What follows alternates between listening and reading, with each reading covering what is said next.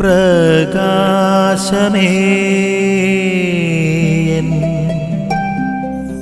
മിഴി തുറക്കുക വേഗം. ഇന്നത്തെ സുവിശേഷത്തിൽ വളരെ ശക്തമായ ഒരു ഭാഷയാണ് യേശു ഉപയോഗിക്കുന്നത്. അതിപ്രകാരമാണ്, നിന്റെ കണ്ണോ നിന്റെ കൈയോ നിനക്ക് പാപത്തിന് കാരണമാകുന്നുവെങ്കിൽ അത് വെട്ടി മാറ്റിക്കളയുക എന്നുള്ളതാണ്. ഇത് ശാരീരികമായിട്ടുള്ള ഒരു വെട്ടിമാറ്റലിനെ കുറിച്ചല്ല യേശു പറയുന്നത്, മറിച്ച് ദൈവത്തിലോട്ട് നമ്മെ അടുപ്പിക്കുന്നതിൽ നിന്ന് നമ്മെ തടയുന്ന എന്തെങ്കിലുമൊക്കെ ദുശീലങ്ങൾ നമ്മുടെ ജീവിതത്തിലുണ്ടെങ്കിൽ അതിനെ തീർച്ചയായിട്ടും ജീവിതത്തിൽ നിന്ന് ഒഴിവാക്കണമെന്ന സൂചനയാണ് നൽകുന്നത്.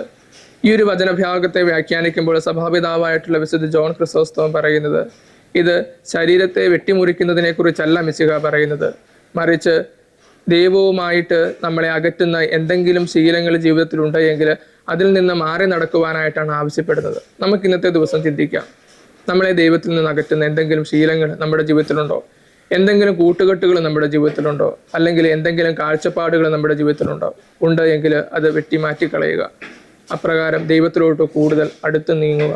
ആമേൻ. നിൻ വഴി